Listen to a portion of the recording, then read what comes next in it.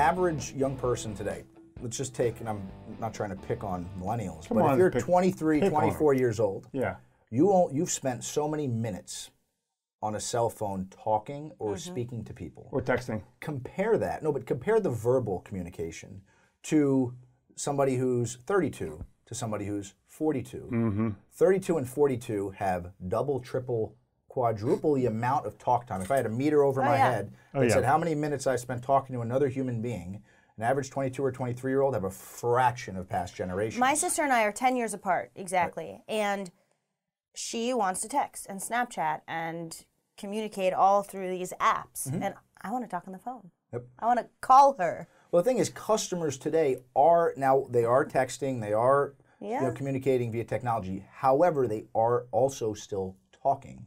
So you have, again, I think it's a harder hill to climb than ever because you have to get that experience is critical to learning. So in training, you have to accelerate those situations and experiences. Because if I have half of the talk time that you do, we got to be crazy to think I can walk into the same selling situation as you and have the same, that we talked about the New York talking points, small talk.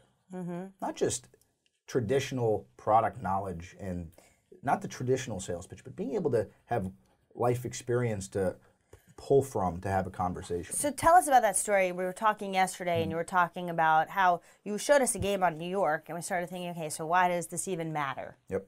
Yeah, so at One Huddle, we work with a lot of sports companies. One of our clients is the New York Mets.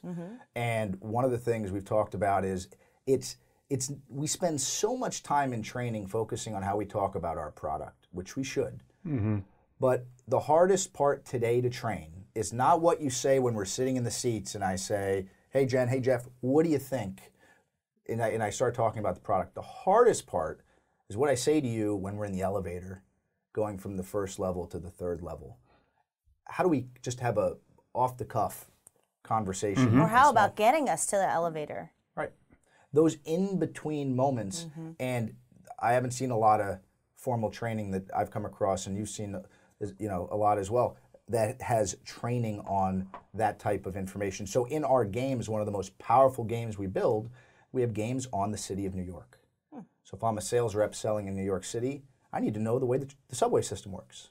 I need to know the history of Rockefeller Center. I need to know the boroughs and demographics, because all of this information puts me in a more powerful position to connect and communicate with a customer that works in New York.